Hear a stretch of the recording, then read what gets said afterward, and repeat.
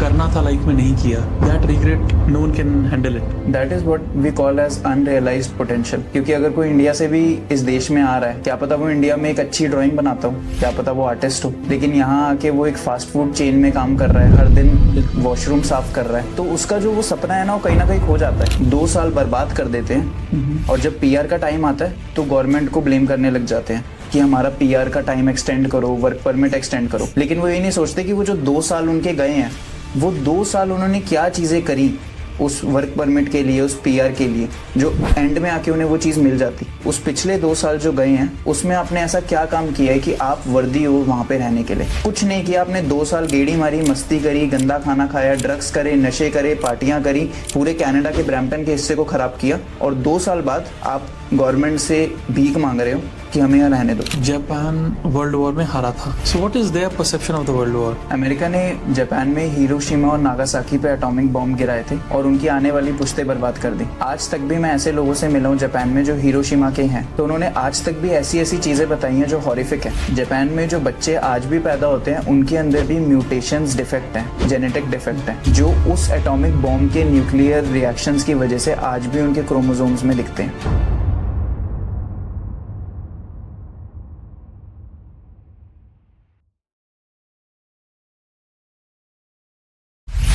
कैसी चल रही है कनाडा में लाइफ?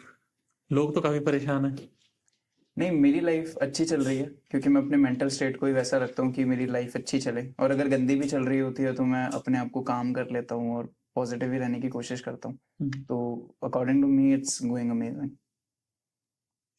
जो सिचुएशन है अभी कनाडा में अबाउट पीआर या वर्क परमिट्स एक्सटेंशन, काफी ज्यादा इश्यूज आ रहे हैं, जी और आप तो ब्रैम्पटन में रहते हो, जी जी काफी ज्यादा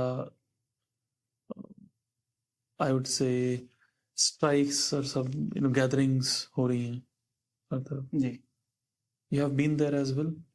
या I have not been a part of the strike protest, but I have seen them from afar. क्योंकि जहाँ मैं जाता हूँ मार्केट में, वो प्रोटेस्ट उसी के पास होता है, तो मैंने दूर से देखा जरूर है कि वहाँ क्या हो रहा है, but I haven't been a part yet.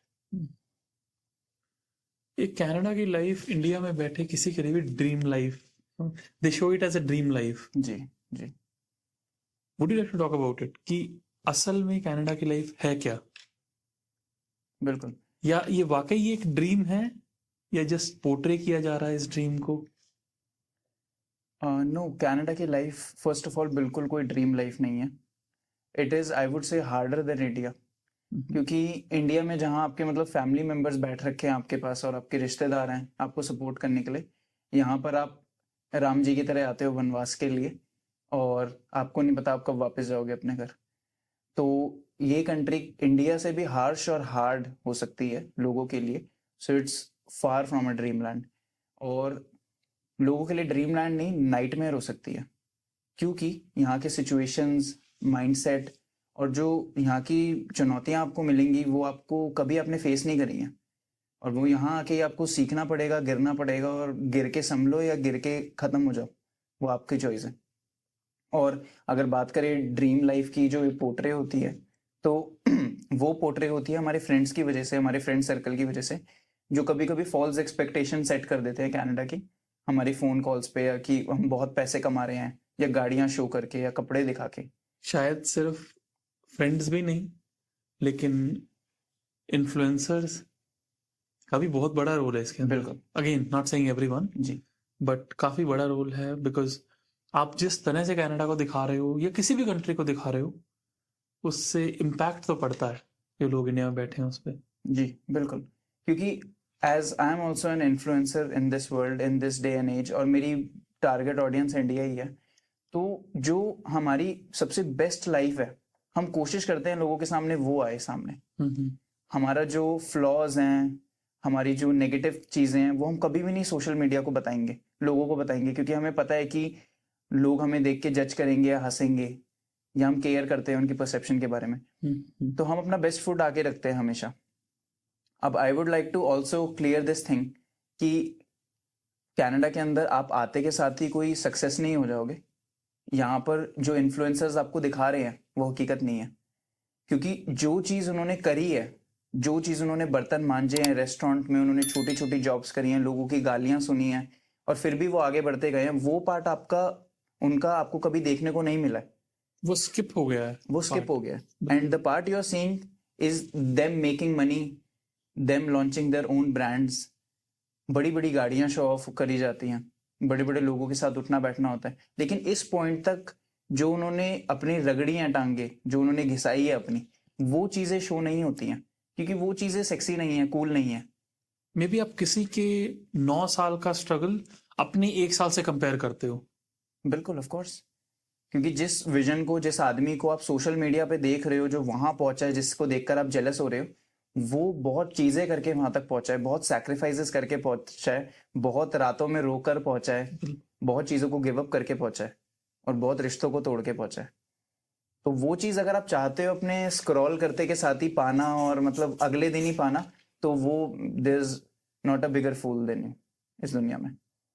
So we have to think in that terms कि अगर वहां तक पहुंचना है तो क्या चीजें मुझे गिव अप करनी पड़ेंगी, और कैसे वर्दी बनना पड़ेगा उस लेवल तक पहुंचने के लिए। और कनाडा ये आपको फुल सर्कल में घुमा देता है, क्योंकि अगर आप यहाँ आते हो ना इजी लाइफ समझ के, तो ये आपको उठा पटक के इतनी तेज मारता है कि आप या तो खड़े हो जाओ, वापस कुछ कर लो लाइफ में, या फिर आप एडिक्शन में, ड्रग्स में, पार्टी, सोशल लाइफ में जाके अपनी जिंदगी बर्बाद कर दो। तो it's far from a dream land.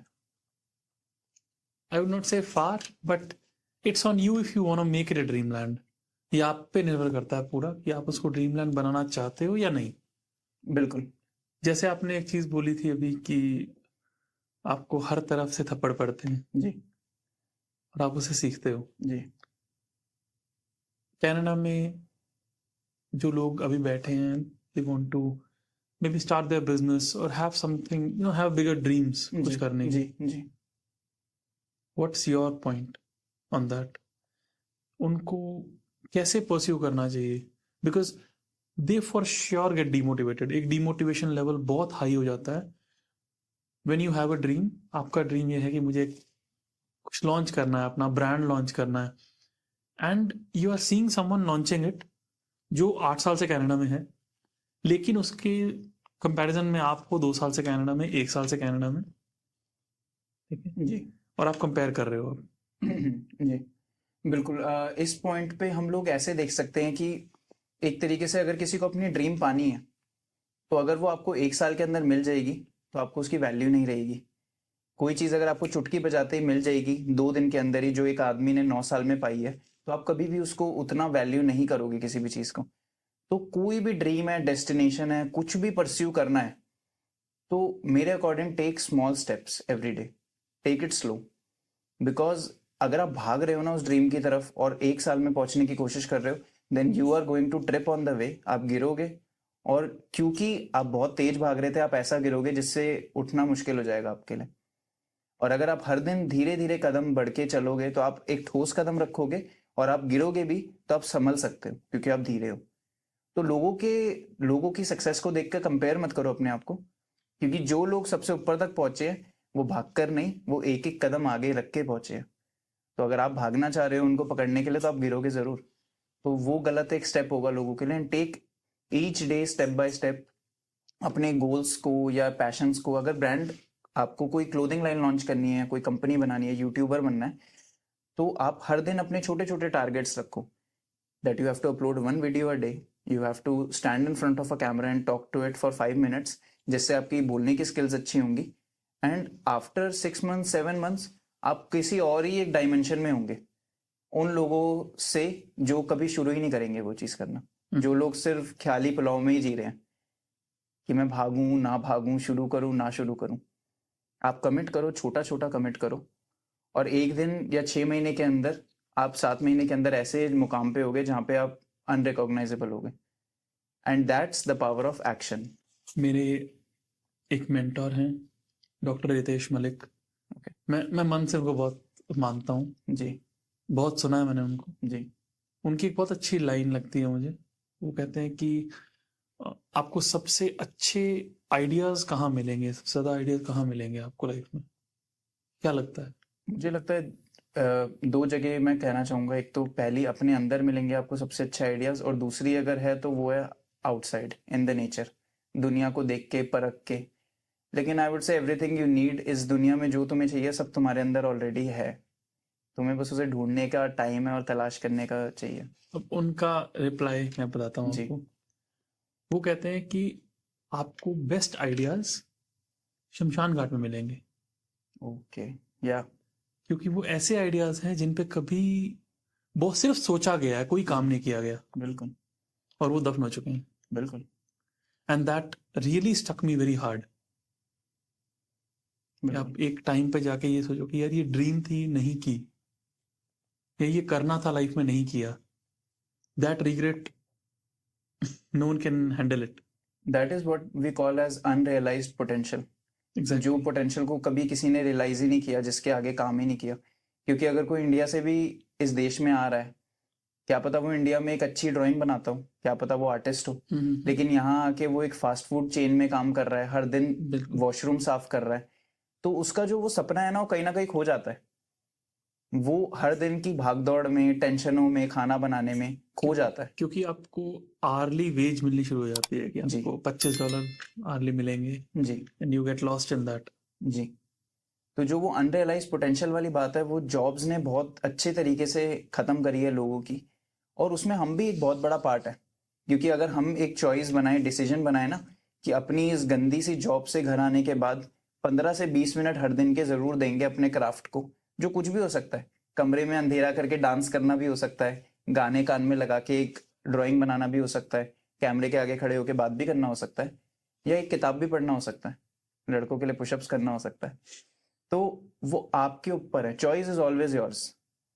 Life अगर इजी होती तो कुछ भी नहीं हो पाता किसी का भी। Life is meant to be hard. सबको नीचे धकेलो, गिराओ, सब खत्म होंगे, जब ही जो स्ट्रांग है वो ऊपर उठ पाएंगे।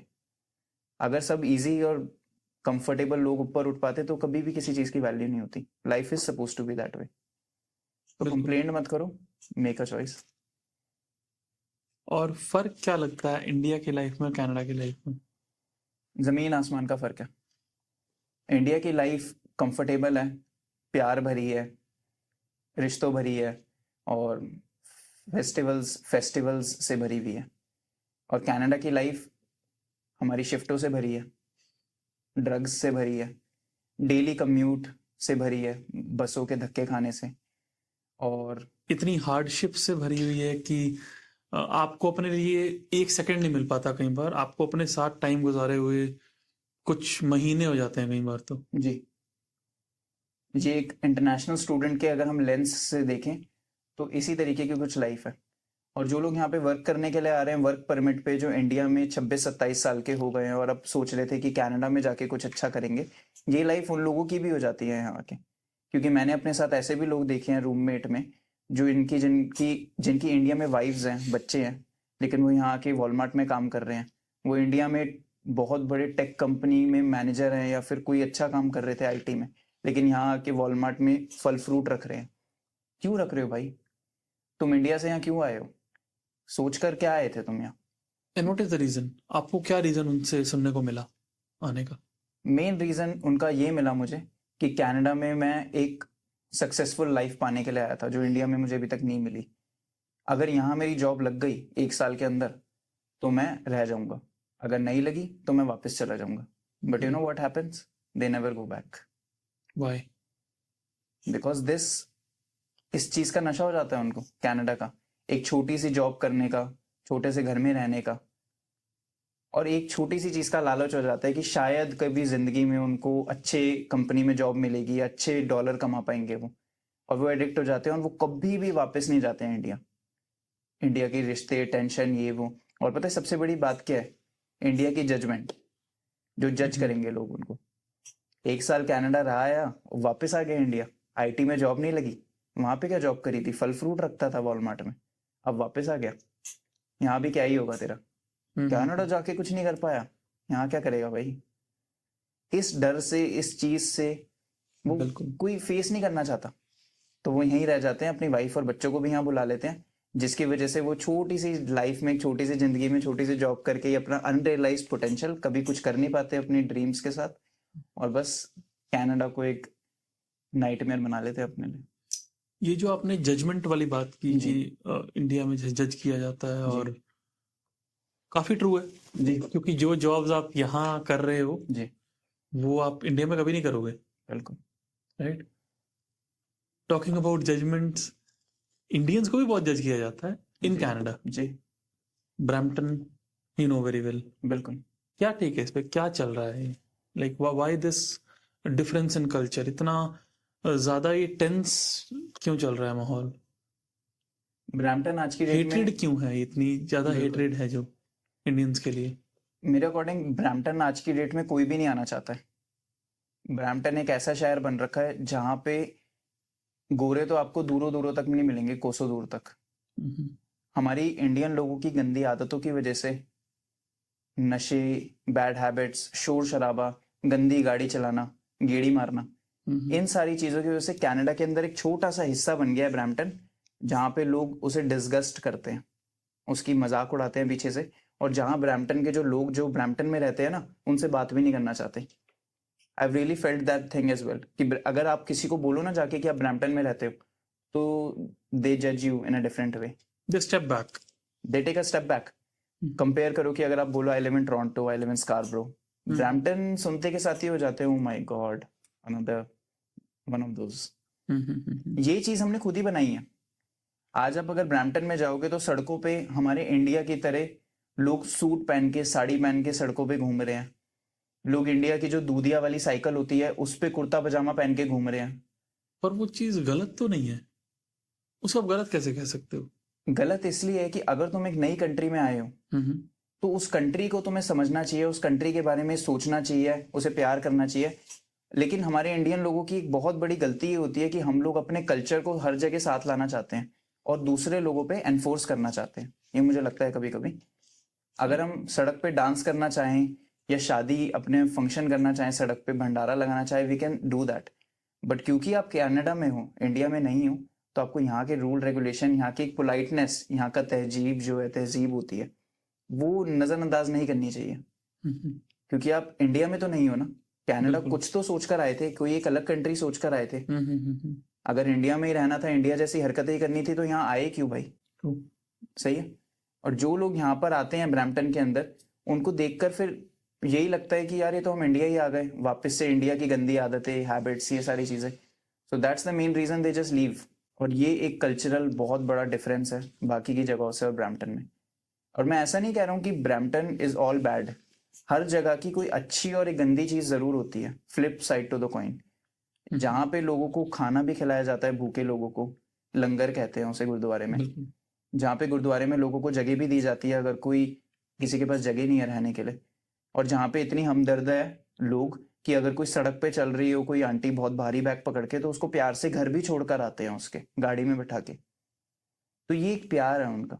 लेकिन हर इंसान की कोई गलत चीजें भी होती है, जैसे शोर शराबा, बदतमीजी करना, डांस करना, लड़ाइयाँ करना, एक्सीडेंट करना, जिसकी वजह से हम लोग एक गलत डायरेक्शन में जा रहे हैं और पूरे इंडिया का नाम खराब होता है। सो दैट्स द बिगेस्ट पॉइंट। कहीं ना कहीं देखो, अपने कल्चर के मुताबिक कपड़े पहनना खराब नहीं है, इट्स नॉट रॉन्ग। अगेन, जैसे आपने बोला, अपनी कल्चर को किसी और पे एनफोर्स करना गलत है जी। If I am following my culture, that's very good, I am very happy with it. And मैं आपको एनफोर्स नहीं कर रहा उस कल्चर में आने के लिए, ठीक है? अगर मुझे XYZ गाने पसंद हैं तो I can dance in my home, मैं अपने घर आराम से डांस कर सकता हूँ, मैं सुन सकता हूँ loud music, what ever. But downtown में खड़े होके आप अगर ये चीज़ें कर रहे हो तो आप एक्चुअली अपने आप को शोकेस कर रहे हो जी। और आप शायद वो सामने वाले को गाना नहीं सुनना चाहते, बिल्कुल। शायद वो आपको डांस करते हुए नहीं देखना चाहते। जी, दैट्स द बहुत एक छोटा सा पार्ट है उस चीज का जो हम देखते हैं डाउनटाउन टोरंटो के अंदर। आजकल लोग डांस कर रहे हैं सड़कों पे, डंडा स्क्वायर पे आजकल लोग डांस कर रहे हैं। एक बहुत बड़ा फैक्ट आपके साथ शेयर करता हूँ जी। अगर आप हर इंसान से पूछोगे ना कि कैसा लगता है तुम्हें वो वाली वीडियोस देख के, तुम्हारे जहन में, बॉडी के अंदर तुम्हें कैसा लगता है? मुझे अच्छा नहीं लगता, मुझे शेमफुल महसूस होता है। क्योंकि जो मेरे अपने लोग हैं वो वहां डंडास पे जाके इतनी गंदी तरीके से शोकेस कर रहे हैं हमारा कल्चर और शोर मचा रहे हैं और गंदा मजाक बनवा रहे हैं उनका। तो ये चीज देख के कोई 100 में से 10 लोग होंगे जो बोलेंगे कि वाओ यार, हमें नहीं फर्क पड़ता, हम जो हैं वो करेंगे। बिल्कुल। तुम कौन होते हो बोलने वाले? लेकिन out of 190 people, deep in their heart उनको शेमफुल महसूस होता है। और मैं बहुत लोगों के लिए बोल रहा हूँ, और ये सच है। पॉलिटिकली करेक्ट होने के लिए लोगों के डर की वजह से लोग सामने आके नहीं बोलेंगे कि हमें शर्म आती है ऐसे लोगों से, पर ये सच है। ये शर्मनाक चीजें और शर्म आती हैं, क्योंकि आप एक अलग कंट्री में आए हो, तो आप एक अलग फेस्टिवल, एक अलग कल्चर को देखने आए हो। आप वही चीजें इंडिया की यहाँ पे आके करोगे तो at the end of the day आपको मन करेगा वापस ही चले जाओ भाई, क्यों आए हो यहाँ पे? वही वाले शादी के गाने सुनने, वही वाली चीजें, हरकतें करने। Everyone is fed up। एक ये रीजन था ना कि अब आप चाहते हो कि आप डिफरेंट कल्चर्स में रहो, जी आप डिफरेंट चीजें जानो, जी पर यहाँ पे अगर आप आके ब्रैम्पटन में रह रहे हो तो you are in the same culture, same thing at all. आपको लगेगा ही नहीं कि आप कनाडा आए हो, आई वुड से। जी ये फील ही नहीं होता। बिल्कुल। Let me put Indian perspective. Indian लोगों को जो पर्सपेक्टिव है वो आप लोगों के सामने रखता हूँ मैं। I work with people from Afghanistan, okay. Saudi and Iran.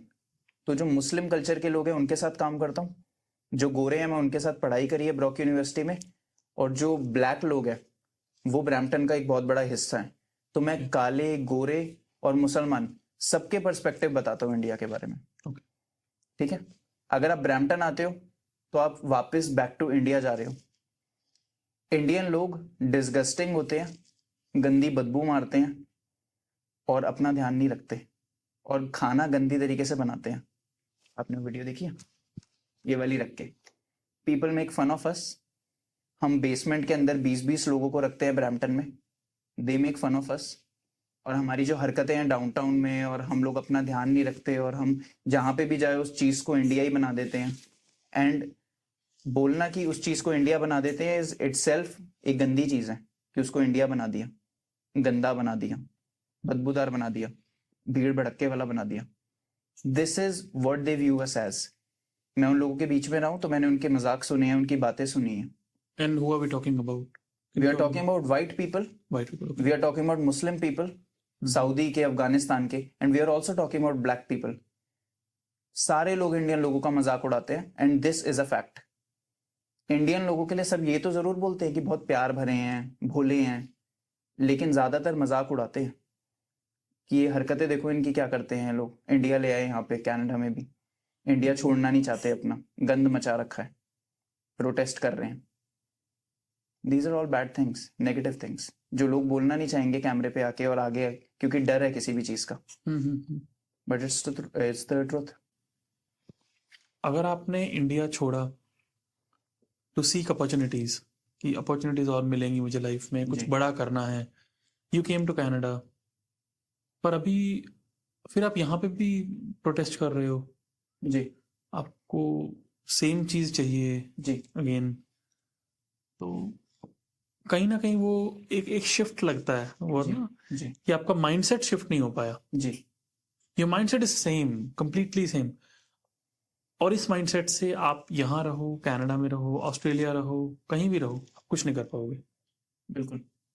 Because you always think कि प्रोटेस्ट करके आप, गलती किसी और की है, जब तक गलती किसी और की है आप प्रोग्रेस नहीं कर सकते।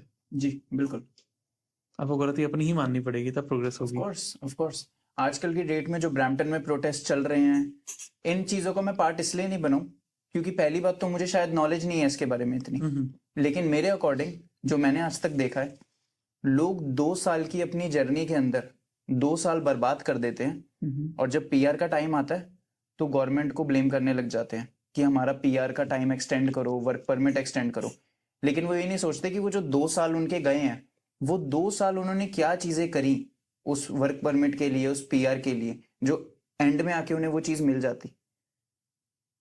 उस आने वाले 2 साल, उस पिछले 2 साल जो गए हैं, उसमें आपने ऐसा क्या काम किया है कि आप वर्दी हो वहां पे रहने के लिए?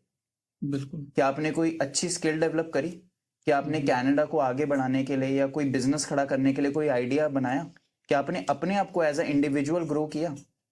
कुछ नहीं किया। आपने 2 साल गेड़ी मारी, मस्ती करी, गंदा खाना खाया, ड्रग्स करे, नशे करे, पार्टियां करी, पूरे कनाडा के ब्रैम्पटन के हिस्से को खराब किया, और 2 साल बाद आप गवर्नमेंट से भीख मांग रहे हो कि हमें यहाँ रहने दो, इट्स वेरी रॉन्ग और ये गलत है। जो बच्चा 2 साल तक मेहनत करेगा, अपने आप को आगे बढ़ाएगा और लाइफ में कुछ करेगा ना, वो डिजर्व करता है यहाँ पे रहना। बाकी लोग प्रोटेस्ट कर ले फिर भी कुछ नहीं होगा। अगर उसको भी नहीं मिल रही फिर, अगर उसको भी नहीं मिल रही, क्योंकि ऐसे भी बहुत बच्चे हैं। They have to take the responsibility. बच्चों को रिस्पॉन्सिबिलिटी लेनी पड़ेगी। कोई ना कोई ऐसा रीजन है जिसकी वजह से उनको नहीं मिल रही है, कोई ना कोई स्किल है जो चूक रही है, कोई ना कोई ऐसा लेजीपन है उनके अंदर जिसकी वजह से नहीं हो पा रहा है उनका काम। और अगर उनके पास कोई ना कोई वैलिड रीजन है तो गवर्नमेंट उनको रहने का मौका देगी। फ्रेंच सीख लो, मेहनत करो, 2 साल फ्रेंच सीख के मेहनत करो और फ्रेंच का एग्जाम दो, वर्क परमिट एक्सटेंशन हो जाता है। हेल्थ केयर की PSW का कोर्स कर लो, 365 पॉइंट में PR हो जाएगी। कोई छोटा सा बिजनेस खड़ा कर लो, 2 परमानेंट रेजिडेंट लोगों को अगर आप अपने नीचे हायर कर लेते हो तो आपका बिजनेस वाइबल हो जाता है कनाडा में, और आप परमानेंट रेजिडेंसी अपनी अप्लाई कर सकते हो।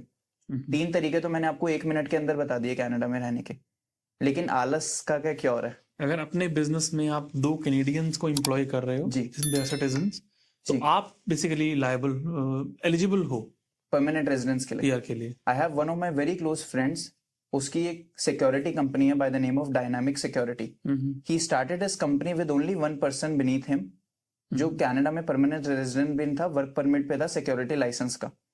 आज उसकी एक बहुत बड़ी सिक्योरिटी कंपनी है जो कॉन्ट्रैक्ट लेती है लोगों की सिक्योरिटी के लिए, और उसके पास 2 गोरे भी काम करते हैं, गोरे एज एन परमानेंट रेजिडेंट वाले लोग। He is applying his PR through that, और ये चीज उसने अपनी यूनिवर्सिटी डिग्री खत्म करने के बाद शुरू करी थी। There is no excuse, everything is on you, you can not blame anyone. हमने यहाँ पे अपॉर्चुनिटीज की जगह काफी सारी चीजें और देखी, जी। ठीक है। Now talking about just this GTA area, ये यहाँ क्या परसेप्शन है अब इंडियंस के लिए? क्या प्रॉपर आपको ये लगता है कि अभी काफी हेट्रेड आ रही है इंडियंस के लिए? क्योंकि उसका रीजन प्रोटेस्ट हो सकता है, उसका रीजन बैड लिविंग कंडीशंस हो सकता है। 2-3 और चीजें वायरल हुई। Now I don't know I should take this name और not, but the pooping incident, Yes, Yeah. Wasaga Beach. Saga Beach. Yes. Then there were many incidents like that. Yes. Either it be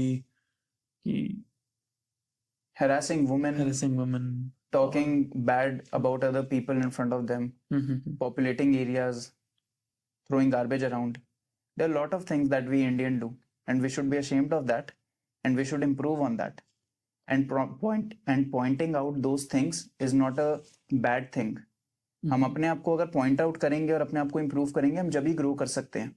तो जो इंसान point out कर रहा है और जो तुम्हें समझा रहा है, उसका मुंह बंद करने की बजाय अपने आप को इम्प्रूव करो और सारी कंप्लेंट्स दूर चली जाएंगी। ग्लोरीफाई किया जा रहा है, आई वुड से इस चीज को इतना ज्यादा ग्लोरीफाई किया जा रहा है कि कनाडा अपना बन चुका है, you know, we are living this life here and all that.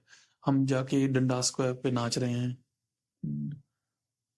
It's some way shameful कि आप क्या कर रहे हो यार। जी।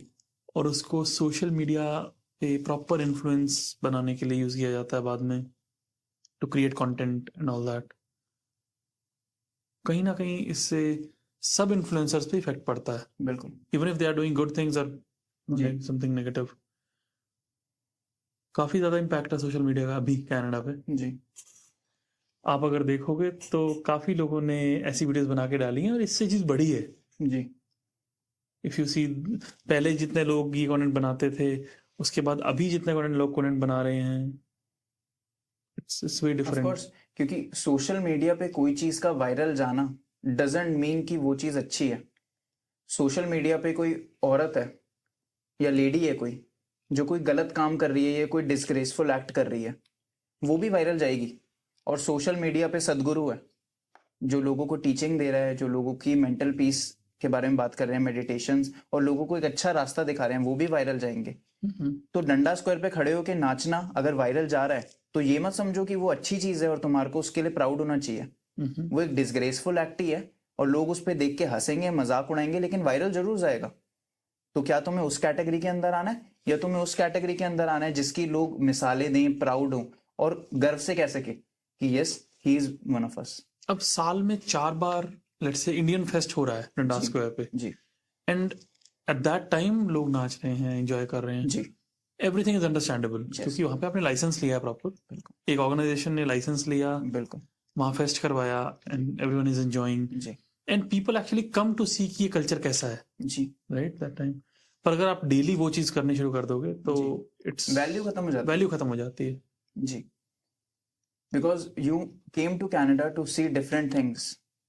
आप सबसे पूछो जाके सड़कों पे कि कनाडा आके कैसा लग रहा है, सारे लोग जो मॉन्ट्रियल और क्यूबेक में रह रहे हैं कहेंगे भाई बड़ा अच्छा लग रहा है, बहुत अच्छा वेदर है, क्या इमारतें हैं, कितने प्यारे लोग हैं, तमीज से बात करते हैं। आप ब्रैम्पटन में जाके किसी से पूछो कनाडा आके कैसा लग रहा है, वो कहेगा गलती हो गई भाई, बहुत बड़ी, वापस जाना है। हाल तो देख यहाँ का, बस में भीड़ तो देख, रहने की लिविंग कंडीशंस तो देख, ग्रोसरी का प्राइस तो देख, बिल्कुल। और लोगों की हरकतें देखो। So it's not a good thing. आपका मॉन्ट्रियल ट्रिप इससे मैं याद करूंगा थोड़ा सा, जी how was it and how what was the experience? It was an amazing trip. I went there for 3 days with my mother and my sister. और वहां जाने के बाद एक बहुत अच्छा महसूस हुआ, जो एक आपको ब्रेक चाहिए होता है आपकी GTA की लाइफ से या फिर एक सिटी की लाइफ से। तो it's we went there close to nature. और कनाडा में अगर आए हो तो एक बार जाना जरूर चाहिए तुम्हें कनाडा को एक्सप्लोर करने के लिए, अलग अलग शहरों में, जगहों पे। और अपने फोन को साइड पे रख दो, फोन को छोड़ दो, सोशल मीडिया को छोड़ दो, और तुम्हारे साथ जो गए हैं उनसे बातें करो, उनको हंसाओ और उनके साथ टाइम स्पेंड करो, और जो नेचर है उसको देखो। क्योंकि जो टाइम तुम सोशल मीडिया पे स्क्रॉल करके बिताओगे ना, वो तुम बुढ़े होने पे याद नहीं करोगे कि मैंने सोशल मीडिया स्क्रॉल किया था या फोन चलाया था। तुम वो टाइम याद करोगे जो तुम अपनी फैमिली के साथ हंसे थे, बाहर नेचर को देखा था, और उस दिन तुम्हारे पैर गीले हुए थे बीच पे चलते चलते और हमें ठंड लग गई थी रात में। You will remember all of those times. So throw away your phones, go on a small trip, और कोई एक्सक्यूज मत बनाओ कि पैसे नहीं है या नहीं है, कुछ नहीं कर सकते। या set together a small fund and go for a trip. उसके बारे में बात करके ही मेरे को इतनी खुशी महसूस हो रही है। Again it was amazing. It's not important कि आप स्विट्जरलैंड या इटली ही जा रहे हो, you can go somewhere nearby, जैसे आप मॉन्ट्रियल की बात कर रहे हो, you can plan some trip of 2 days 3 days, that's it. Yes yes जरूरी नहीं है कि आपको वही बड़ा ट्रिप करना है, जी। बट करना जरूरी है। जब हम किसी नई जगह पे जाते हैं और वो इलाका हमने एक्सप्लोर नहीं किया होता, तो हमारे माइंड का एक डिफरेंट पार्ट होता है जो एक्टिव हो जाता है, जो हमें नई चीजों को दिखाता है, हमारे नए एक्सपीरियंसेस को लॉन्च करता है। बिल्कुल वो चीज आप मॉन्ट्रियल जाके भी एक्सप्लोर कर सकते हो या स्विट्जरलैंड में भी कर सकते हो। बिल्कुल लेकिन अगर दोनों जगह पे आपका फोन ऑन था और आपका ध्यान फोन की सोशल मीडिया पे था और वीडियो बनाने में था, तो आप दोनों चीजों को मिस कर दोगे। तो बिल्कुल कोई फायदा नहीं है लाखों रुपए लगाने का कहीं जाने का। अपने ऊपर फोकस करो, throw away all the distractions, और वही ब्लिस आपको किसी भी पास वाली जगह पे भी मिल सकता है जो आप नहीं एक्सप्लोर करोगे जाके। ये मेरा मानना है।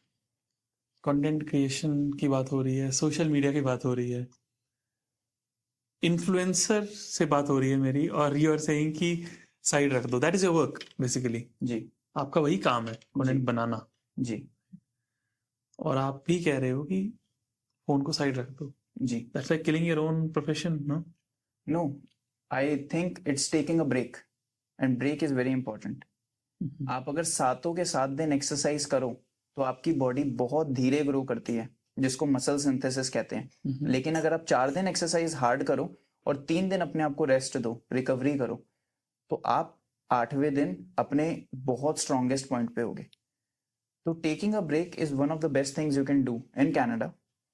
इस सोशल लाइफ से, सिटी लाइफ से, जॉब की लाइफ से थोड़ा सा, छोटा सा ब्रेक लीजिए और कहीं बाहर जाइए। तो अपने आप ड्रीम्स को नहीं मार रहे हैं, अपने आप को एक रीसेट बटन दबा रहे हैं आप, ताकि आप जब वापस आएंगे तो आप स्ट्रॉन्गर देन एवर आएंगे, बेटर देन बिफोर आएंगे। बिल्कुल क्योंकि एक मैंने कहानी सुनी थी कि एक आदमी था जिसको एक स्टोरी लिखनी थी। वो स्टोरी लिखने के लिए उसने अपनी पेंसिल उठाई और वो 1 घंटे तक उसने स्टोरी लिखता गया लिखता गया लिखता गया। लेकिन जो दूसरा आदमी था, उसने अपनी पेंसिल उठाई, 10 मिनट स्टोरी लिखी, शार्प करी अपनी पेंसिल, फिर 10 मिनट स्टोरी लिखी, पेंसिल शार्प करी। एंड में जब देखा गया तो जो दूसरा वाला आदमी था जिसने पेंसिल शार्प करी थी, उसकी स्टोरी अच्छी थी, क्योंकि उसने हर 10 मिनट के अंदर अपने आप को एक छोटा सा ब्रेक दिया था पेंसिल शार्प करने के लिए और अपने आइडियाज को एक फ्लो में लाने के लिए। Break is very important. छोटा सा ब्रेक लो, वापस से अपने काम में जाओ, आप पहले से स्ट्रांग जाओगे। आप देखो कि लोग 16-16 घंटे 12-12 घंटे का वॉच टाइम है लोगों का। जी अगर हम 5-6 घंटे बोल रहे हैं that's actually minimal right now. अगर आप एवरेज किसी का टाइम देखो वॉच टाइम तो जी 11-12 घंटे का है। जी दैट्स लाइक आपने आधा दिन फोन में गुजार दिया। जी आप 12 घंटे से रील स्क्रॉल कर रहे हो और ये जो स्क्रॉलिंग का वो आया आप सब में आ गया है, टिकटॉक में भी, इंस्टाग्राम पे भी, यूट्यूब पे भी, कि आपको सोचना नहीं पड़ रहा कि आपको क्या सर्च करना है। पहले यूट्यूब पे आपको डालना पड़ता था, you had to take a decision जी कि I want to watch something based on cricket और I want to watch something based on some movie और एनीथिंग एल्स और न्यूज़। जी आज आपको वो सोचना ही नहीं पड़ रहा, आप सिर्फ स्क्रॉल करते जा रहे हो। और आपको फीड होता है। बिल्कुल। जी कोई और डिसाइड कर रहा है कि आपको क्या बताना है। जी ये भी चीज़ नोटिस की मैंने। आप 2 घंटे का पॉडकास्ट देखो, 2 घंटे की एक ऑडियो बुक पढ़ो, 2 घंटे की कोई स्पीच सुनो, वो आपको याद रहेगी। आप उसमें से कुछ लेसन्स लोगे, आपको याद रहेगी। आप 2 घंटे रील्स देखो, आपको एक भी याद नहीं रहेगी। बिल्कुल। It's the value of the content you are watching. अब दो चीजें हैं, एक प्रोड्यूसर होता है, एक कंज्यूमर होता है। हम्म, लाइफ में हमेशा प्रोड्यूसर ही ज्यादा पैसे कमाएगा, क्योंकि जो कंज्यूमर होगा वो सिर्फ कंज्यूम करेगा जो प्रोड्यूसर ने बनाया है। तो जो रिच एस्पेक्ट है, रिच एंड पे है, एक कामयाबी पे है, वो प्रोड्यूसर ही है। As influencers, as social media people, लोगों की मदद करने के लिए या किसी भी चीज के लिए कह लो, हम लोग कैमरे को फ्लिप करते हैं। हम सोशल मीडिया को स्क्रॉल नहीं करते, हम लोग कैमरा फ्लिप करके अपनी वीडियो लाइव की बनाते हैं और लोगों को दिखाते हैं। तो हम पैसे बनाते हैं और हम सक्सेसफुल होते हैं, लेकिन तुम्हारी जो अटेंशन है हम उसको लेके अपनी लाइफ अच्छी बना लेते हैं, और तुम कहाँ रहते हो? नीचे। ये हार्श रियलिटी है। हम चाहते नहीं है ऐसा हो तुम्हारे साथ, हम चाहते हैं कि तुम भी अच्छी लाइफ करो अपनी और एक अच्छे मुकाम पे पहुंचो, पर this is the sad reality. अगर कोई देखने वाला नहीं होगा तो देखेगा कौन मूवीज को? तो इसलिए उस फोन को फ्लिप करो और एक्चुअल में देखो कि तुम्हारी लाइफ में तुम्हारे पास क्या है बताने के लिए, और अगर कुछ नहीं है तो उसी दिन से काम करने लग जाओ अपनी लाइफ को ग्रो करने के लिए। लीव दोस फोन्स, लीव सोशल मीडिया, क्योंकि अगर सोशल मीडिया पे दिखाने के लिए तुम्हारे पास कुछ नहीं है, एक अच्छी पॉजिटिव लाइफ, तो तुम डिजर्व भी नहीं करते उसे देखना थोड़ी देर के लिए भी, क्योंकि it's taking away from your life और taking away from your family. और ये सोचो कि अगर तुम कनाडा के अंदर आए हो तो तुम अपनी फैमिली का कितना बड़ा बर्डन लेकर आए हो यहाँ पे, और कितने पैसे लेकर आए हो। तो तुम्हें रिस्पॉन्सिबिलिटी बनती है कि एक भी घंटा वेस्ट ना करो और अपने ऊपर वर्क करो। और उस टाइम पे आप 11 घंटे अगर वेस्ट कर रहे हो तो, जी और अगर आप दूसरा बात ये बोलोगे कि अभी पीआर नहीं हो रही है जी या I am stuck in the same job, जी तो वो बहुत बड़ी प्रॉब्लम है।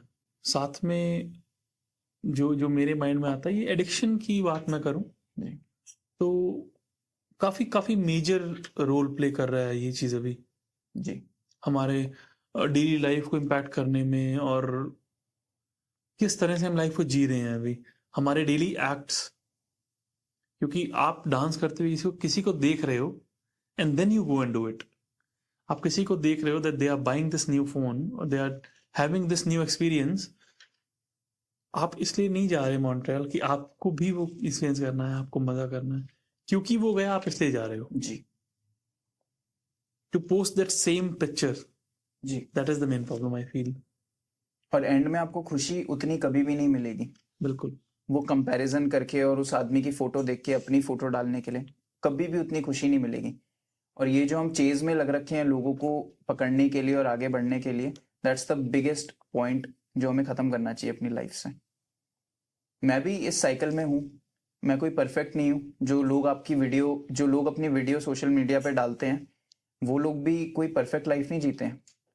मैं खुद सोशल मीडिया पे जब भी थोड़ी देर के लिए जाता हूँ डिमोटिवेट हो जाता हूँ, ये देख के कि वो इंसान ऐसा कर रहा है या वो ऐसा कर रहा है और मैं पीछे रह गया हूँ। तो it is a bad habit in me as well, जो मैं धीरे धीरे ओवरकम कर रहा हूँ as a creative person. Because हम सोशल मीडिया यूज करते हैं आइडियाज लेने के लिए, सीखने के लिए लोगों से, लेकिन कहीं ना कहीं थोड़ा सा लीक इन हो जाता है वो इनसिक्योरिटी, जेलसी, क्योंकि हम इंसान ही हैं। सोशल मीडिया एक्चुअली बना था आपके रियल लाइफ फ्रेंड्स को ऑन फोन कनेक्ट करने के लिए, जी पर वो बन ऐसा गया है अभी कि जो वहां पे लोग हैं उनको भी आप कभी मिले ही नहीं हो, जी राइट? बिल्कुल।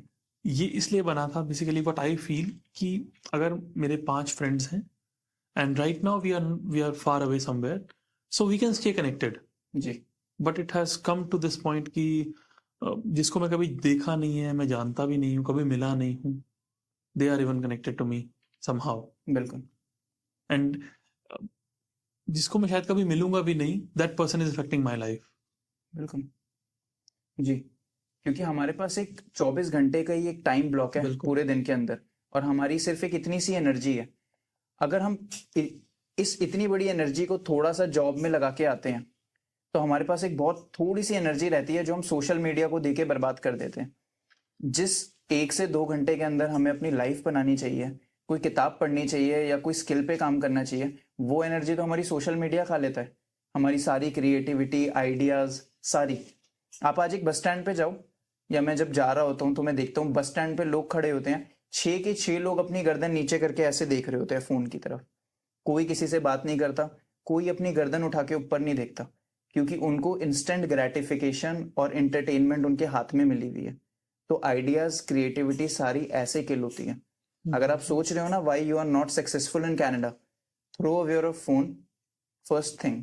आप 6 महीने के लिए फोन अपना बिल्कुल बंद कर दो, जी वॉच टाइम 1 घंटे पे ले आओ सिर्फ, वो भी सिर्फ तब जब आपको घर बात करनी है, जी कुछ करना है, and you will see a major change in 6 months, जी आई वुड से। क्योंकि जिन लोगों को हम देख के जेलस हो रहे हैं ना, जो सक्सेसफुल हैं, जो कुछ मुकाम पे पहुंच गए हैं, उन लोगों ने हर चीज को एक अपॉर्चुनिटी की तरह देखा है। मैंने भी। बिल्कुल। फोन है मेरे हाथ में, तो मैं इससे पैसे कैसे कमा सकता हूँ। अगर मैं लोगों को वीडियो बनाते हुए देख रहा हूँ, तो मैं खुद अपनी वीडियो कैसे बना सकता हूँ। और अगर ये फोन तुम्हें पैसे कमा के नहीं दे रहा है, तो इसको साइड पे रख दो। मम्मी फोन कर रही है तो जरूर फोन उठाओ, फैमिली से बात करने के लिए उठाओ, लेकिन साइड पे रख दो। जो चीज तुम्हारे गोल तक तुम्हें नहीं पहुंचा रही है, it is called a distraction, leave it.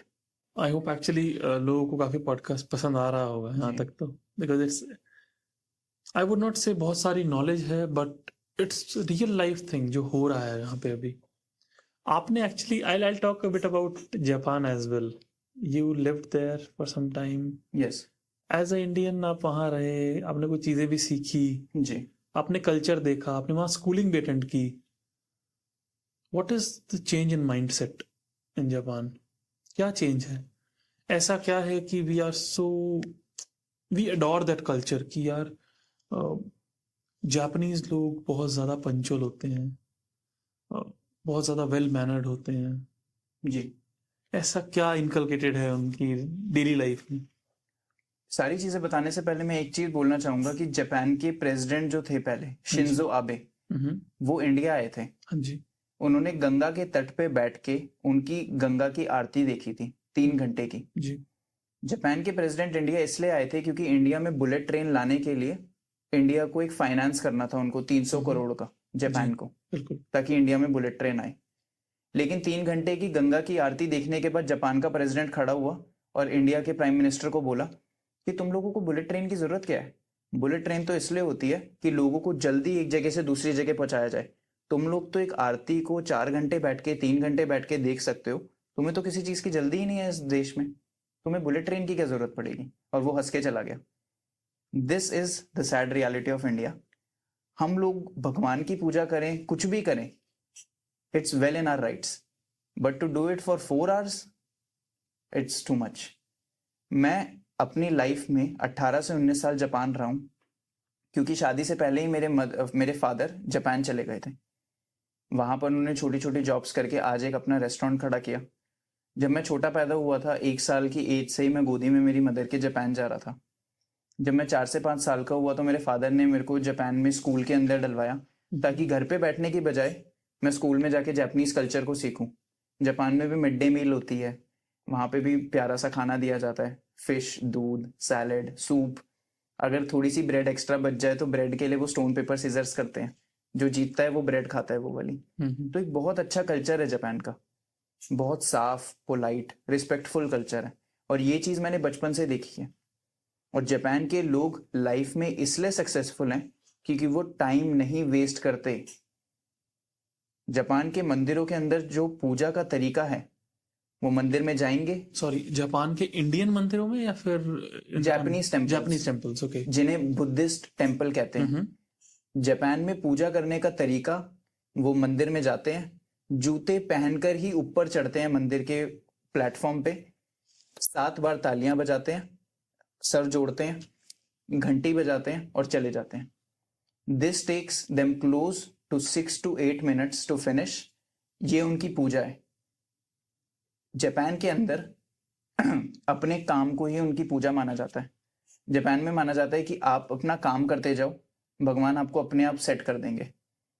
Train के अंदर खड़ा हुआ एक भी आदमी आपको टाइम वेस्ट करता हुआ नहीं मिलेगा जापान में. या तो वो बुक पढ़ रहा होगा, या तो वो अपने काम से इतना थक रखा होगा कि वो खड़े खड़े ही सो जाएगा. वहां पे 90 से 100 ईयर्स ओल्ड तक लोग टेनिस खेलते हैं. मैंने उन लोगों के साथ टेनिस खेला है. वो बूढ़े लोग बॉल को कैच करने के लिए जमीन पे गिर जाएंगे, फिर अपने आप को झाड़ के दोबारा खड़े हो जाएंगे भागने के लिए. That is the spirit in Japan which is called Ikigai. तो ऐसे कल्चर में रहने के बाद आप पंचुअलिटी, रिस्पेक्टफुलनेस, टाइम पाबंदी और स्ट्रिक्ट कल्चर को कैसे नहीं अपनाओगे? This is the difference between India and Japan. Japan के अंदर एक बूढ़े से बूढ़ा आदमी भी खड़े होकर सुबह खेती करेगा, क्योंकि उसको वो शौक है, क्योंकि वो अपनी बॉडी को चलाना चाहता है.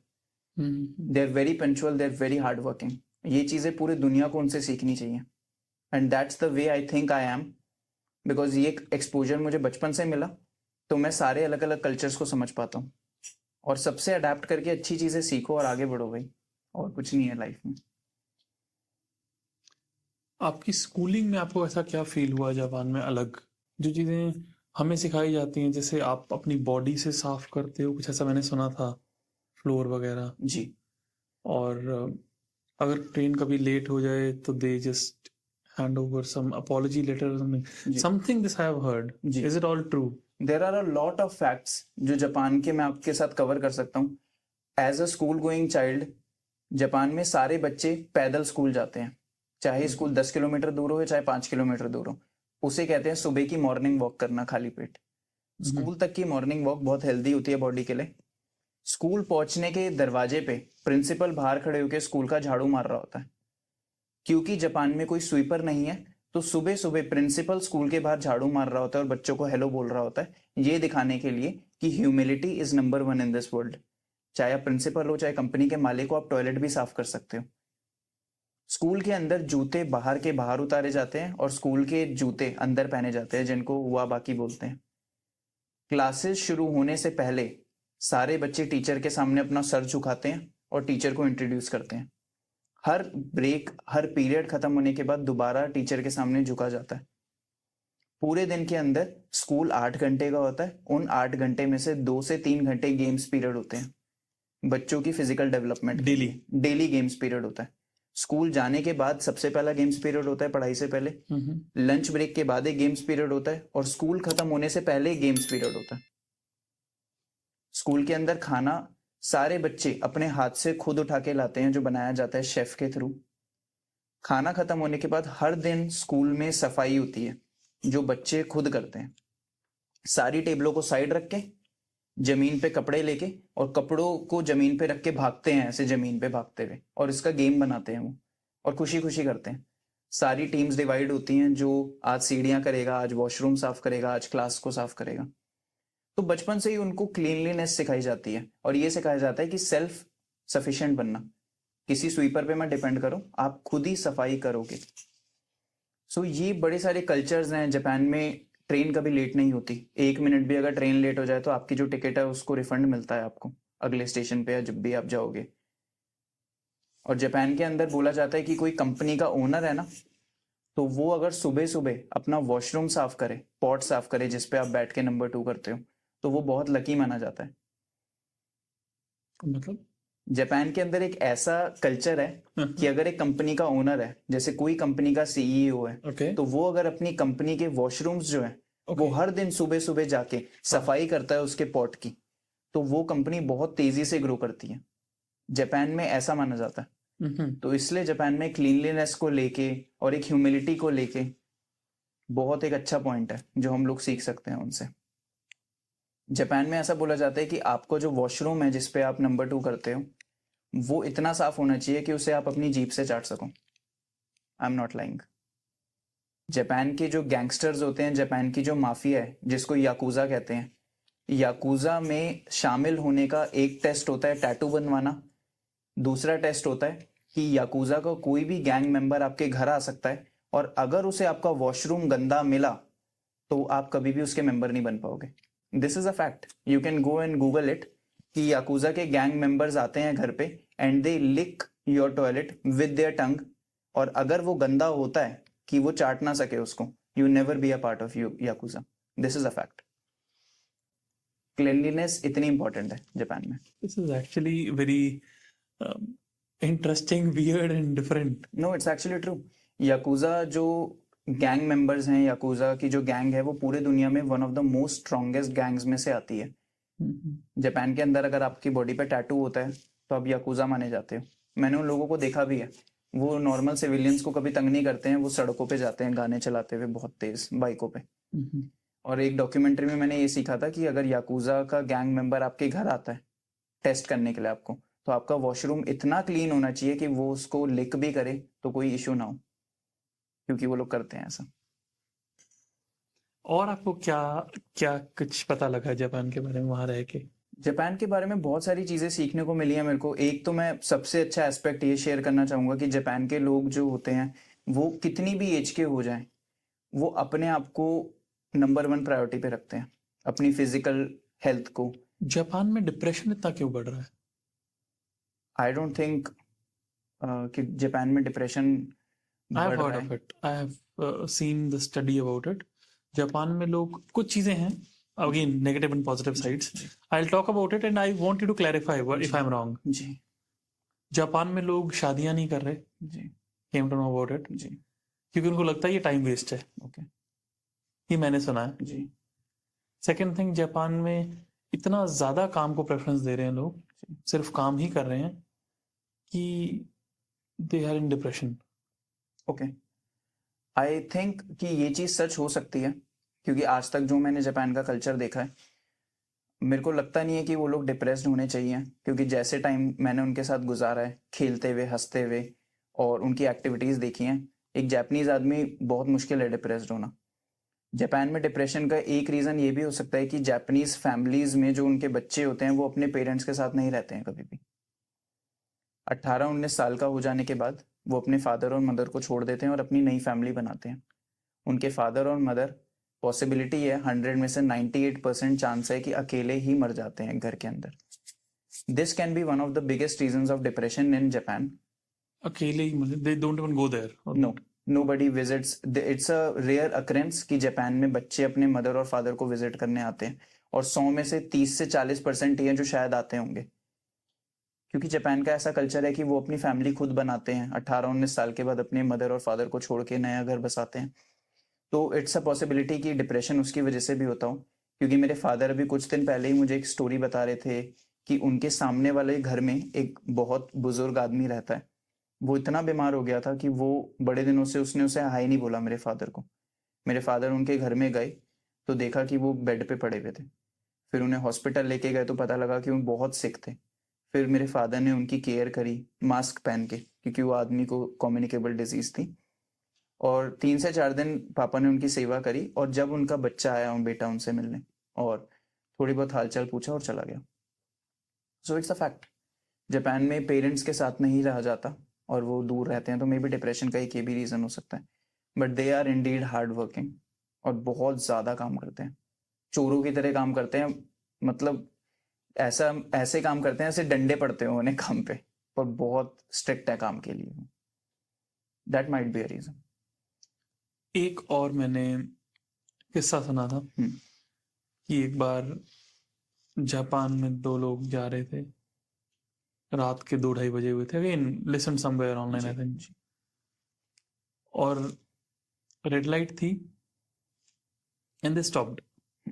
अब यहाँ तो कॉमन है हर जगह, लेकिन इंडिया में नहीं है इतना कॉमन। जी तो दे टोल्ड कि रात का टाइम है, क्या फर्क पड़ता है, no let's cross it, let's Yeah. Go. Yeah.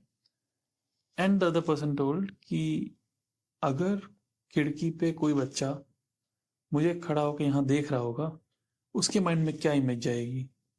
So they are thinking कि आसपास अगर 10 बिल्डिंग्स हैं, चाहे कोई नहीं है रोड पे, it's like 2 at night, but अगर कोई बच्चा कहीं से देख रहा होगा तो उसके लिए मैं गलत एग्जाम्पल सेट नहीं कर सकता।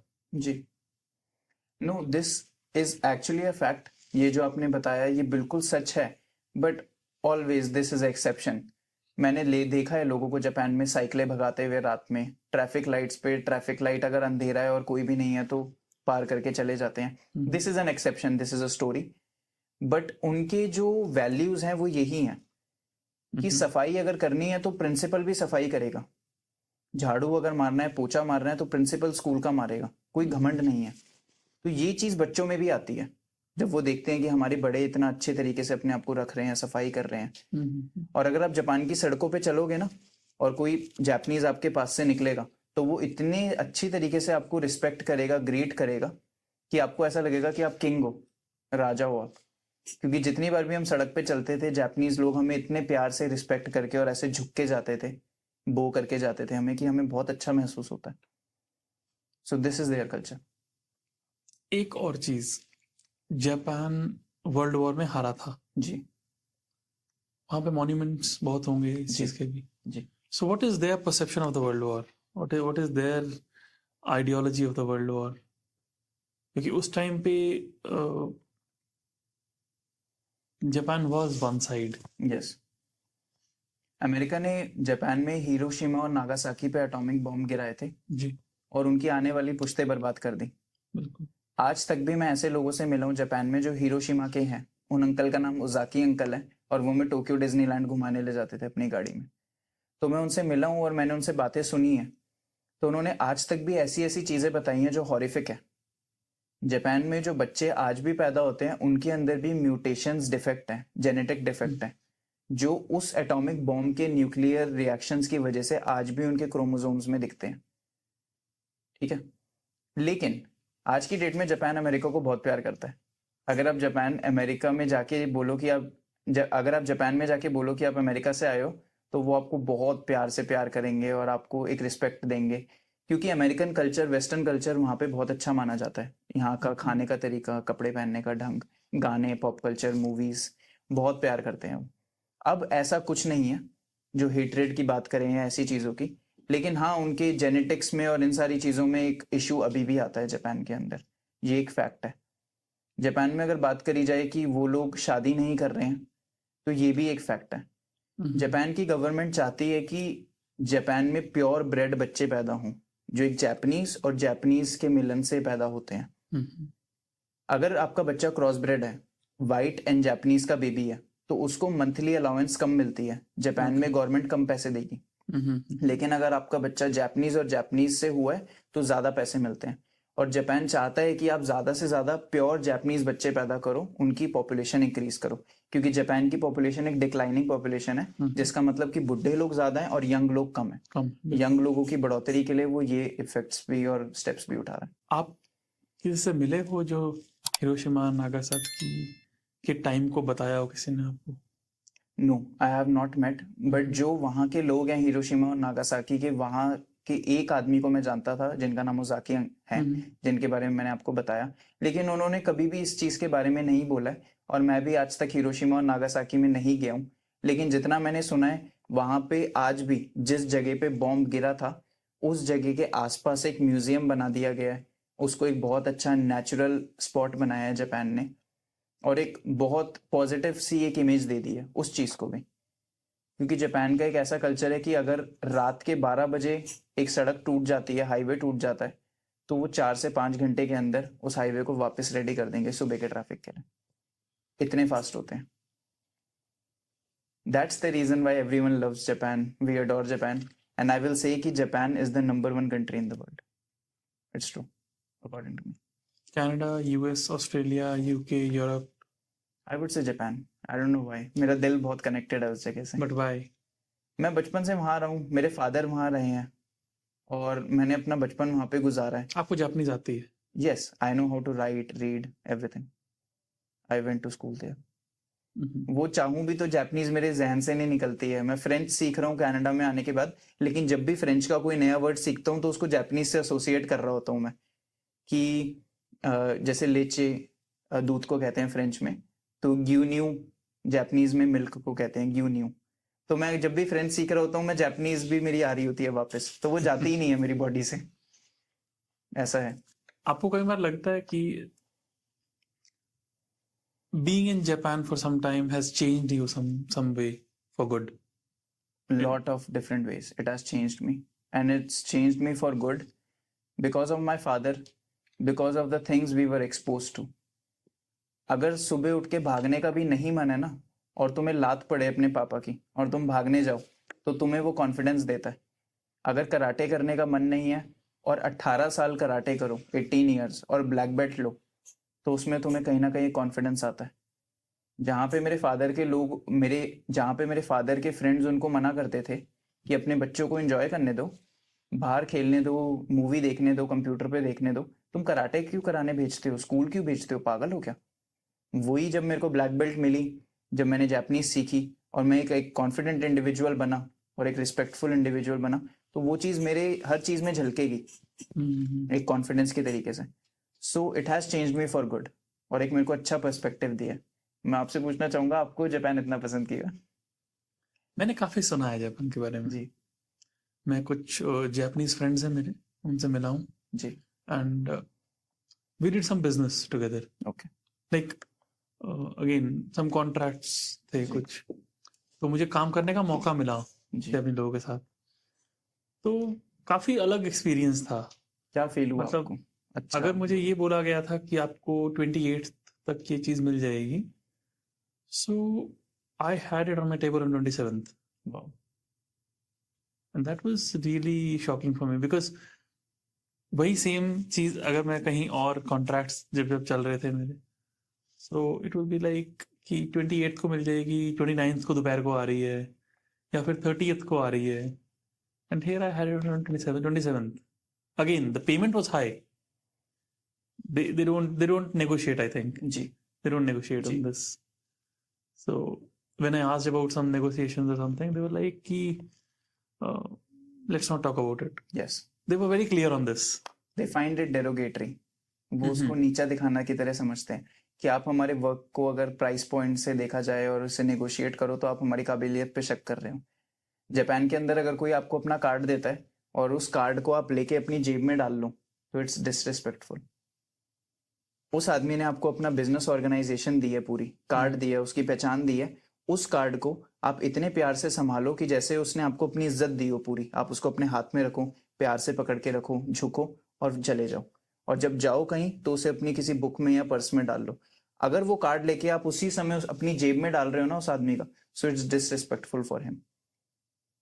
सेम वे कि अगर आप उनकी किसी क्वालिटी वाली चीज पे नेगोशिएट कर रहे हो, तो उन्हें लगता है कि तुम उनको नीचा दिखा रहे हो। Again, I didn't know all this. Yes पर जब उन्होंने पहली बार मुझे ये बोला कि let's not talk about ji price, ji let's just do the contract first. जी। और उसके बाद मेरा मन भी नहीं किया दोबारा उनको बोलने का, ऑफ कोर्स। क्योंकि I was getting something that I needed, exactly that thing that I needed, even better, yes I would say. और तब से थोड़ा सा झुकाव था जी पता करने का कि again I love cultures, different cultures, जी तो again this was one point कि I want to know more about this culture, European culture, you know, बिल्कुल जर्मन कल्चर, जी। I dig into it a bit. Absolutely. Japanese culture की एक सबसे अच्छी चीज ये है कि वो कुछ भी करते हैं उसको परफेक्शन तक पहुंचाने की कोशिश करते हैं। एग्जैक्टली। अगर वो इस टेबल को भी साफ करेंगे, तो वो इसके पास जाके इतना प्यार से साफ करेंगे इसको कि आपने इससे साफ टेबल कभी नहीं देखी होगी। Exactly. So each culture has their own wonderful things. Japan के कल्चर में भी बहुत सारी गंदी चीजें हैं, जैसे फैमिली के साथ ना रहना, अकेले रहना, इतना ज्यादा वर्क करना कि डिप्रेशन हो जाना। लेकिन पॉजिटिव पॉइंट्स भी हैं। पंजाबी कल्चर, जर्मन कल्चर, हर कल्चर के पॉजिटिव पॉजिटिव पॉइंट्स हैं। नेगेटिव्स हैं। टोयोटा इज फ्रॉम जापान, जी और एक ये बहुत फेमस मीम है कि अगर एक गाड़ी खराब हो गई है, लेकिन इट्स अ जोक कि टोयोटा खराब हो गई है, जी आई वुड से, और मैं एक इंटरव्यू देख रहा था, उसमें वो कह रहे थे कि the nuts and bolts that are use in Toyota, usually गाड़ियों का, कार्स का जो टेस्टिंग होती है वो 10 से 15 साल की टेस्टिंग होती है नट्स जी बोल्ट्स की. जी. Toyota tests it for 50 years. Okay. And I was really shocked for this कि they are like कि हमारी गाड़ी खराब ही नहीं होनी चाहिए. जी They're making it this way. Ji. And that's why when you go to buy a Toyota, आप जाके देखो, आपको जो वेटिंग मिलेगी वो 2.5 साल 2 साल जी की वेटिंग है. जी जी. This is close to perfection they want to go. क्योंकि अगर आप आसमान में एक एरोप्लेन उड़ा रहे हो, तो जो दो पायलट होते हैं वो प्लेन उड़ाने से पहले डबल चेक ट्रिपल चेक करते हैं हर एक चीज को. Flights check, hydraulics check. 3,000 4,000 flights उड़ती हैं, उसके अंदर से कोई एक फ्लाइट ऐसी निकलती है जहां पे कोई थोड़ा सा डिफेक्ट आता है या कोई प्रॉब्लम आती है. इसको कहते हैं परफेक्शन. आप अपने किसी भी काम में अगर परफेक्शन पाने की कोशिश करोगे तो आप अच्छा ही करोगे, क्योंकि आप वहां पे लाखों लोगों की जान के साथ खेल रहे हो. फ्लाइट के अंदर 200 लोग होते हैं, आप 200 लोगों की जान खो सकते हो एक गलती की वजह से. तो परफेक्शनिज्म इज दैट इंपॉर्टेंट. इसीलिए हर चीज में परफेक्शनिज्म चाहते हैं जापानीज लोग, और हमें भी उनसे ये चीज सीखनी चाहिए कि डबल चेक करो, ट्रिपल चेक करो, 50 साल तक एक चीज को चेक करो जब तक आपका काम परफेक्ट ना हो जाए. That's why they ask for higher prices. वापस आते हैं कनाडा पे जी फ्रॉम जापान. जी. रियलिटी रियलिटी में वापस आते हैं. Come back to reality. Yes. यहाँ जो भी चल रहा है, आई वुड से कि फाइनेंस भी एक बहुत मेजर रोल प्ले कर रहा है कनाडा में. जी क्योंकि if someone wants to start something, finance manage नहीं हो रहा. जी and even not starting something new, आप अगर जॉब कर रहे हो तो आपके बेसिक फाइनेंस मैनेज नहीं हो पा रहे लोगों से. And you are with your family, जी द ओनली अर्निंग मेंबर, जी. And how you doing it. This world, this country is a trap. ये सेटअप ही ऐसे करी गई है कि आप एक चूहे की तरह ट्रैप हो जाओ, और आपको सिर्फ उतना दिया जाए जिसमें आप सांस ले पाओ, अपनी गर्दन थोड़ी सी बाहर निकाल पाओ, और वापस से उसी जॉब में चले जाओ. अगर आपको बहुत सारे पैसे दे देगी आपकी जॉब, तो आप जॉब छोड़ नहीं दोगे, आप अपने ड्रीम्स को परस्यू नहीं कर लोगे. वर्कर कहाँ से आएंगे? ये रीजन है लोगों की फाइनेंशियल इंस्टेबिलिटी का. मैं कोई परफेक्ट नहीं हूँ, मैं भी जॉब करता हूँ इन अ रेस्टोरेंट एज अ मैनेजर. मेरी जो सैलरी है वो सिर्फ उतनी है कि मैं सरवाइव कर सकता हूँ अपनी फैमिली के साथ. कनाडा का रेंट, ग्रोसरीज और यहाँ की गाड़ी और इंश्योरेंस का खर्चा निकाल सकता हूँ, और मेरी जॉब की इनकम खत्म हो जाएगी. लेकिन मैंने क्या किया, मैंने इस चीज को अपने ऊपर हावी नहीं होने दिया, अपनी स्किल्स डेवलप करी, अपने एक बिजनेस बनाया जिसकी वजह से मैं ब्रांड्स को हेल्प करता हूँ सोशल मीडिया पे ग्रो करने के लिए. अपने आप को एक ऐसा इंडिविजुअल बनाया जो और पैसे कमा सके, और आज भी मैं उसी मेहनत में लगा हुआ हूँ अपने आप को अच्छा करने की. Upskilling yourself, basically. Upscaling yourself. That is important. Instead of wasting your time, work on yourself and build yourself and don't complain. Financial instability of course होगी, और आने वाले सारे सालों में प्राइस बढ़ेगा.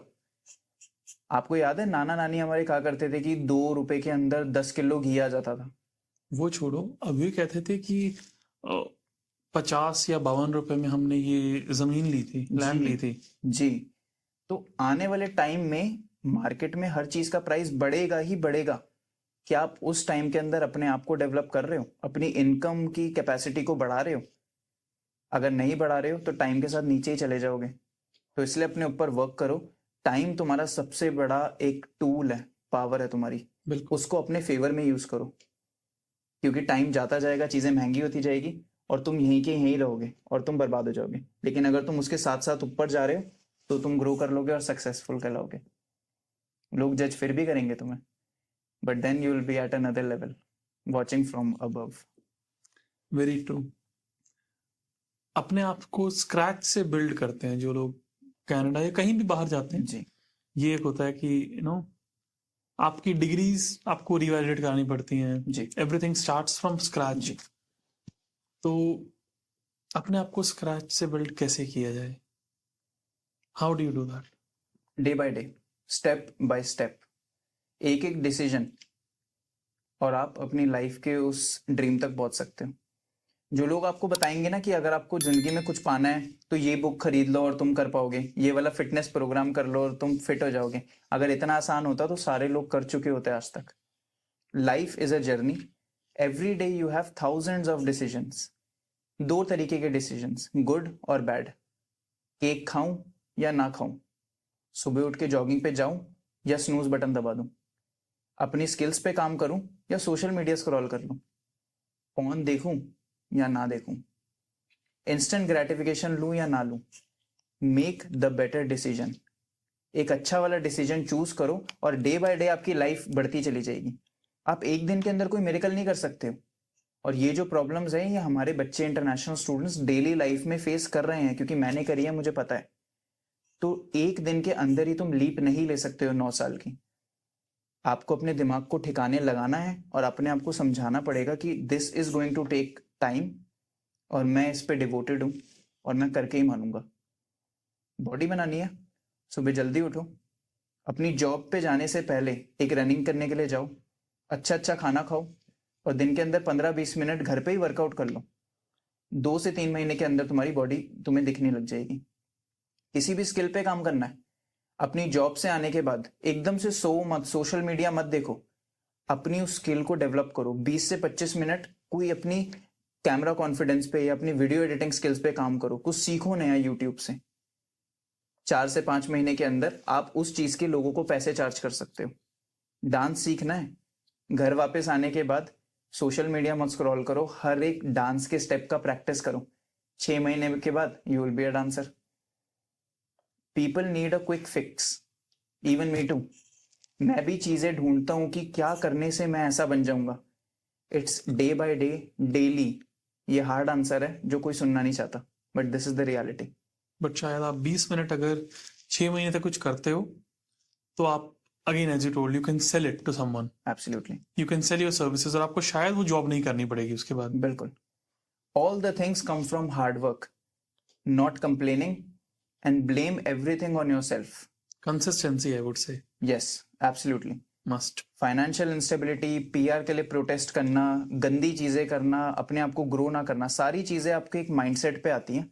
अपना माइंडसेट शिफ्ट कर लो, लाइफ में किसी के अंडर काम करने की जरूरत नहीं पड़ेगी, अपने खुद के बॉस होगे तुम। But this takes hard work and nobody is willing to do it. So I'll tell you a small story for Yeah. this thing, consistency. Yeah. How to be consistent. ठीक है, और इसका रोल क्या है। तो किसी ने वॉरेन बफे सर से पूछा, अगेन अबाउट वॉरेन बफे, किसी को अगर नहीं पता, he is father of investing. मतलब शायद उन्होंने अपनी लाइफ में जितना पैसा इन्वेस्टिंग से कमाया है वो अनबिलीवेबल है। तो उनसे किसी ने पूछा कि आपके जो सिद्धांत हैं, आपके जो रूल्स हैं इन्वेस्टिंग के, बहुत सिंपल है, anyone can quickly do it easily, बहुत सिंपल है, तो इम्प्लीमेंटेशन क्विक है।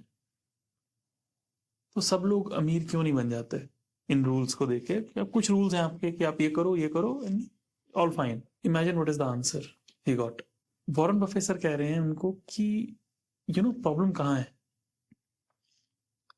सक्सेसफुल सबको बनना है, पैसा सबको कमाना है, और ये जो मेरे सिंपल रूल्स हैं सब कमा सकते हैं इससे बहुत इजीली, लेकिन सबको कल वॉरेन बफे बनना है।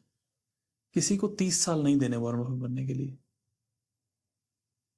Yes, and it comes back to the same point कि ताजमहल एक दिन में नहीं बन सकता जी उसको बनने के लिए उतना टाइम लगेगा। जी, सो कंसिस्टेंसी, डेली एफर्ट्स, दे पे यू बैक। बिल्कुल। आप अगर या just think it in this kind of वे। मैं कनाडा 4 साल पहले आया था, 4 साल तो वैसे भी बीत गए। उन 4 सालों में अगर मैं चाहता तो मेरे 6 पैक एब्स होते, नहीं है। अगर मेरी डाइट एक्सरसाइज होती तो मेरे 6 पैक एब्स होते, मेरी एक बहुत बड़ी कंपनी होती, मैं मल्टीनेशनल कंपनी का मालिक होता। पर क्योंकि मेरे स्टेप्स वो नहीं थे, तो 4 साल के बाद मैं वो चीज़ नहीं कर पाया। हाँ, मैं अपनी लाइफ में किसी एक स्टेप पर पहुंचा हूँ, लेकिन उस लेवल पे नहीं हूँ। टाइम आपका वैसे भी बीतेगा, 30 साल आपके वैसे भी जाएंगे। डिसाइड आपको करना है कि उन 30 सालों के अंदर क्या आपने सारा टाइम वेस्ट कर दिया, या एक एक दिन अपना छोटा छोटा गोल करके। यू नेवर नो कि 30 साल के अंदर आप कौन सी इमारत खड़ी कर रखे होंगे, कौन सी मंजिल पे पहुंच रखे होंगे। So don't underestimate the power of time. क्योंकि जब पहली ईट रखते हो आपको ये नहीं पता होगा घर कैसे बनेगा, बिल्कुल. पर brick by brick You figure out. You figure out. And there's no hard and fast rule. कोई सीक्रेट फॉर्मूला नहीं है. एक माइंडसेट शिफ्ट चाहिए बिल्कुल. जो थोड़ा सा हार्ड है करने के लिए, but anybody can do it. It's easy to do and it's also easy not to do. आसान है करने के लिए, but it's also easy not to do. जब भी बहुत सारे लोग नहीं करते हैं. मैं इससे टोटल अपोजिट एक चीज बोलूंगा जी. कि जो भी आप चीज सोच रहे हो it's hard. This is what I have heard, ठीक है, फ्रॉम माय मेंटर्स. जी. बीइंग पुअर इज हार्ड, या. growing rich is hard. Yeah. Choose your hard. Absolutely. Being unhealthy is hard. Being healthy is hard. Choose your hard. Absolutely. Living in Canada is hard. Living in India is hard. Choose your hard. बिल्कुल. Complaining is hard, but taking everything in your hand is also hard. Choose your hard. Again, Complain करने पे आप power किसी और को दे देते हैं. True. So don't complain. Doing, working on your dream is hard.